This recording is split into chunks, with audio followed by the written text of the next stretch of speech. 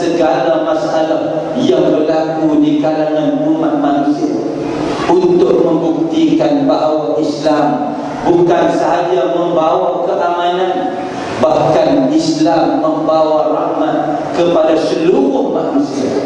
Sebab bila Nabi hijrah ke Madinah, di Madinah pada ketika itu bukan semua orang Islam. Bahkan ada di kalangan mereka orang Yahudi, ada di kalangan mereka orang-orang Nasrani, Kristian, ada di kalangan mereka penduduk asal Madinah yang masih lagi belum masuk Islam.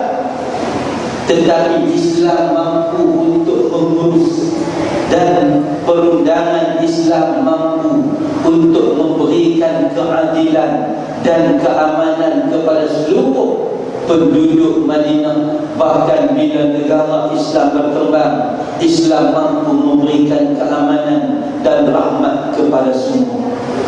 Hari ini kita kena membawa keyakinan kembali kepada umat Islam hari ini. Umat Islam hari ini yang jauh daripada sirah Rasulullah sallallahu alaihi wasallam. Sebahagian daripada umat Islam negara kita hanya ajar sejarah tanah Melayu. Kita hanya ajar sejarah Nabi, daripada Nabi kecil sampai Nabi diangkat menjadi Rasul, dia ingat. Tetapi yang dia tak ingat, iaitu Islam telah pun memimpin dunia. Nabi hijrah ke Madinah, Nabi menubuhkan negara Islam, dan daripada situ Islam berkembang, membawa keamanan dengan syariat Allah Subhanahu wa ta'ala. Sejarah yang jauh itu kita nak kembalikan, nak berikan ilmu ataupun menghampirkan pemikiran masyarakat di negara kita ini kepada sejarah yang telah pun dilakukan oleh baginda Rasulullah sallallahu alaihi wasallam, iaitu menjadikan Islam sebagai cara hidup dalam keseluruhan sistem-sistem yang berada di sekeliling umat manusia. Nabi sallallahu alaihi wasallam hijrah membuktikan kepada kita bahawa kewajipan untuk melaksanakan Islam secara seluruh. Yang kedua, ibrah yang ulama sebut peristiwa hijrah Rasulullah sallallahu alaihi wasallam juga membuktikan kepada kita tanggungjawab untuk kita bergerak secara organisasi yang tersusun rapi. Nak buat sesuatu dia kena ada perancangan. Nak buat sesuatu perlu untuk mewujudkan jawatan kuasa bagi memastikan perkara yang kita nak buat itu dapat kita laksanakan dengan baik. Contohnya program 3 hari yang kita buat, dia ada matlamat dia, sambutan 25 tahun Jubli Perak. Kita ada jawatan kuasa. Bila jawatan kuasa, setiap jawatan kuasa yang diwujudkan, semuanya melaksanakan tugas mereka, melaksanakan tanggungjawab yang diamanahkan kepada mereka. Semua buat macam betul. Maka insya-Allah pelaksanaan perancangan yang kita buat akan berjaya. Begitu juga Nabi sallallahu alaihi wasallam berhijrah. Nabi nak ajak kepada kita pengurusan yang Nabi buat untuk memastikan hijrah daripada Mekah ke Madinah berjalan berjaya dilaksanakan dengan baik. Boleh kalau Nabi hijrah bila sampai wahyu daripada Jibril main, sama ada pagi ataupun tengah hari, main kepada Nabi, wahai Muhammad, Allah izinkan kamu untuk berhijrah.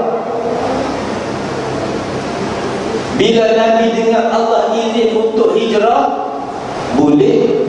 Bila Allah izin Nabi ambil baju, bungkus baju, turun naik kuda, turun pergi ke Madinah, boleh Nabi buat macam tu. Nak takut apa? Allah akan pelihara Nabi. Allah akan tunjukkan jalan kepada Nabi. Tapi Nabi nak ajak kita supaya kita merancang bagi mencapai matlamat yang kita nak capai. Kena rancang. Al-akhdhu bil asbab. Apa yang Nabi buat bila terima perintah daripada Jibril, Nabi berjumpa dengan Sayyidina Abu Bakar. Tengah hari itu Nabi gelumbung baju, gelumbung kepala, nak bagi orang cak. Nabi jalan tengah hari di rumah Sayyidina Abu Bakar, jumpa Sayyidina Abu Bakar, cerita Allah izinkan kita untuk hijrah. Sebab sebelum tu adalah di kalangan sahabat yang Nabi suruh hijrah di Madinah. Nabi dah suruh dah. Sayyidina Abu Bakar tanya, kita bila lagi? Nabi kata tunggu wahyu. Jadi bila Nabi sampai, Sayyidina Abu Bakar dah apa dah. Jadi Sayyidina Abu Bakar tanya, jadi kamu hadir ni Rasulullah nak ajak saya teman dah. Sayyidina Abu Bakar memang nak sungguh-sungguh jadi peneman kepada Rasulullah dalam peristiwa yang agung ini. Nabi sebut, kita akan keluar hijrah bersama-sama, cuma kamu buat persediaan. Persediaan yang Nabi buat, Nabi berbincang dengan Sayyidina Abu Bakar macam mana nak memastikan perjalanan Nabi dan Sayyidina Abu Bakar sampai ke Madinah. Maka dialihkan beberapa tugas perancangan supaya memastikan perjalanan Nabi dan Sayyidina Abu Bakar dapat sampai ke Madinah dengan jaya. Bila Nabi keluar daripada rumah Rasulullah, bukan rumah Sayyidina Abu Bakar, terus tak Nabi patah balik. Nabi panggil Sayyidina Ali, wahai Ali. Allah dah wahyulah kepada Nabi. Pada ketika itu musyrikin Mekah di Darul Nadwah, semua pakar mesyuarat panggil kabilah-kabilah yang ada, nak buat apa kepada Muhammad. Kita larang dia tak dengar. Orang yang ikut dia panggil ramai. Maka dalam perbincangan mereka, banyak cadangan-cadangan yang mereka buat. Allah Subhanahu wa ta'ala nukilkan antara cadangan-cadangan yang mereka buat itu dalam satu ayat. A'udzu billahi minasyaitonir rajim. Idh yamkuru bikal ladzina kafaru liyuthbituka aw yaqtuluka aw yukhrijuk wa yamkuruna wa yamkurullah wallahu khairul makirin. Dan apabila orang-orang kafir Quraisy yang berhimpun di Darul Nadwah telah merencanakan tipu daya dan perancangan mereka, apa yang mereka buat? Liyusbitu, iaitu ada yang mencadangkan untuk menangkap dan memenjarakan kamu. Au yaqtulu, cadang untuk bunuh Nabi. Au yukhriju, ada yang mencadangkan untuk menghalau Rasulullah daripada Mekah. Mereka telah membuat perancangan mereka, tetapi Allah lah yang telah menggagalkan perancangan mereka, kerana Allah lah sebaik-baik yang merancang. Maka walaupun mereka dah pakat setuju untuk nak bunuh Nabi, habis setiap orang daripada kabilah pemuda mai kepung rumah Nabi. Mereka mai kepung waktu malam, tengok masih lagi ada orang yang sedang berselimut tidur. Nabi perintahkan kepada Sayyidina Ali karramallahu wajhah untuk duduk tempat Nabi selimut, dan Nabi tinggal pesanan, hak ni barang yang orang Quraisy suruh aku simpan. Pulang balik ni barang sekian-sekian, hak ni barang sekian-sekian dan sebagainya. Sayyidina Ali Nabi tugaskan untuk bagi keliru musuh duk mengendap celah pintu, celah tingkap, ada lubang tu, tengok masih lagi ada orang. Sedangkan bapa tak sah, Nabi dah keluar, mereka tak nampak. Lepas tunggu tengah malam. Jadi perancangan Nabi supaya melambatkan pergerakan musuh Islam anak bunuh. Nabi dah keluar lama. Bila lepas waktu tengah malam, tengok Sayyidina Ali. Maka pergerakan mereka lambat. Mereka tak boleh nak menangkap Rasulullah sallallahu alaihi wasallam. Nabi pergi rumah Sayyidina Bakar, ajak Sayyidina Bakar jalan, bersembunyi di gua selama 3 hari. Ulama sebut pasal apa Nabi bersembunyi? Awak Nabi tak pergi terus.